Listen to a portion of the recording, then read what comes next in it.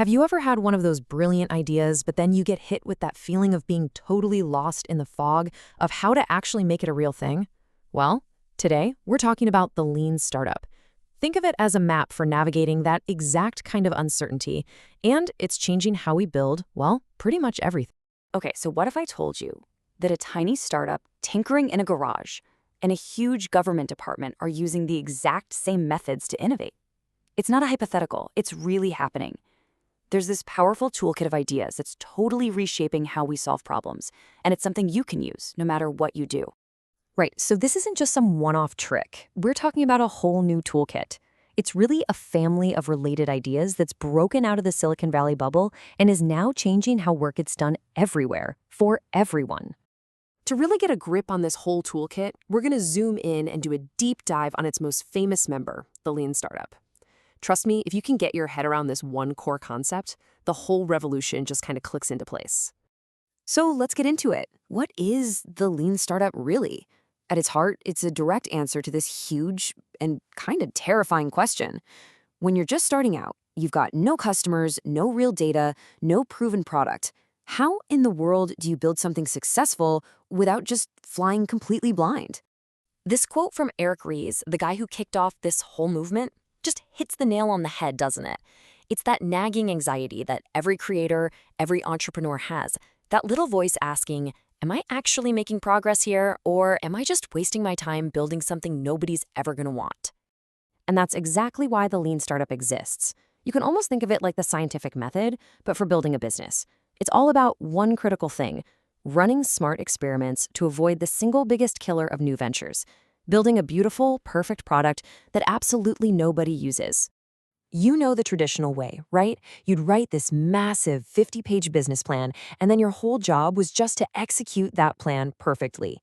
The lean startup completely flips that on its head. Forget the rigid plan. You start with educated guesses or hypotheses. And get this, failure isn't something to be avoided at all costs. It's actually expected. It's data. It's how you learn. Okay, so how do you actually do that? How do you turn a failure into a breakthrough? Well, it all comes down to a really simple but incredibly powerful engine that drives this entire process. And here it is. This is the absolute heart of the entire methodology: the build, measure, learn feedback loop. The goal is not to build a perfect product from day one. Nope. Your only goal is to race through this loop as fast as you possibly can. Why?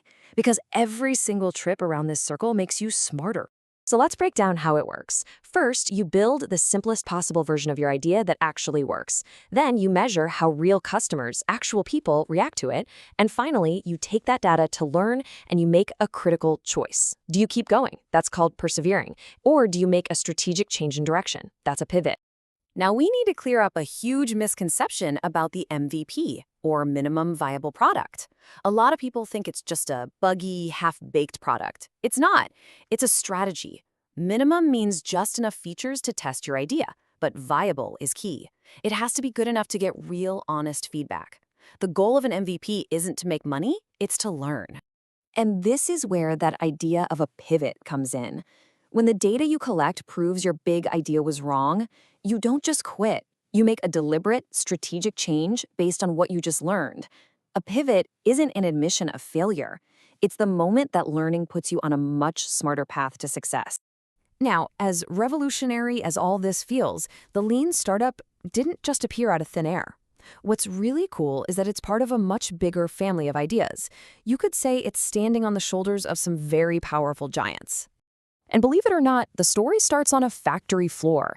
The roots of this whole Silicon Valley methodology go all the way back to Japan, to lean manufacturing, which was the revolutionary system that basically powered Toyota's rise to global dominance.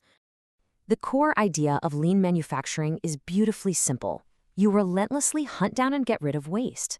And waste is defined as anything the customer wouldn't be happy to pay for. The lean startup took that brilliant idea and just applied it to software. I mean, what's a bigger form of waste than building a feature that nobody ever uses? Next up in the family tree is agile development. If you've ever heard of programmers working in sprints or doing daily stand-ups, you've seen agile in action. It basically threw out the old, rigid way of building software in favor of a flexible, iterative approach that keeps the customer involved the whole time. Sound familiar? These are the 4 core values from the original Agile Manifesto, and you can totally see the Lean Startup's DNA all over them.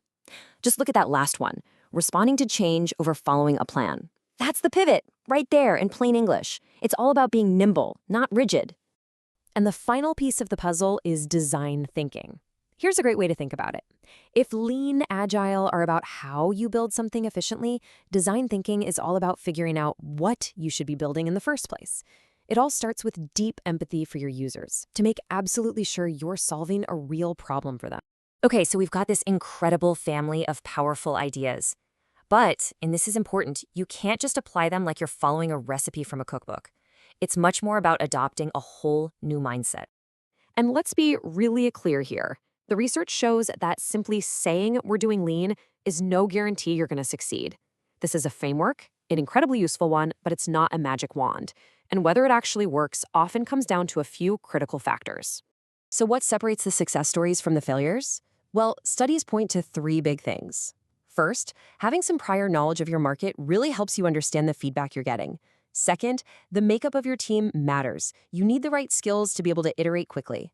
And finally, especially in big companies, you absolutely need management to be on board. Leadership has to create a culture where it's safe to experiment, and yes, even to fail, as long as you're learning from it. When you boil it all down, the Lean Startup is so much more than just a process. It's that map we talked about at the very beginning. It's a guide for finding your way through that fog of uncertainty when you're trying to create something brand new. So the only question left is, what new territory will you go out and explore?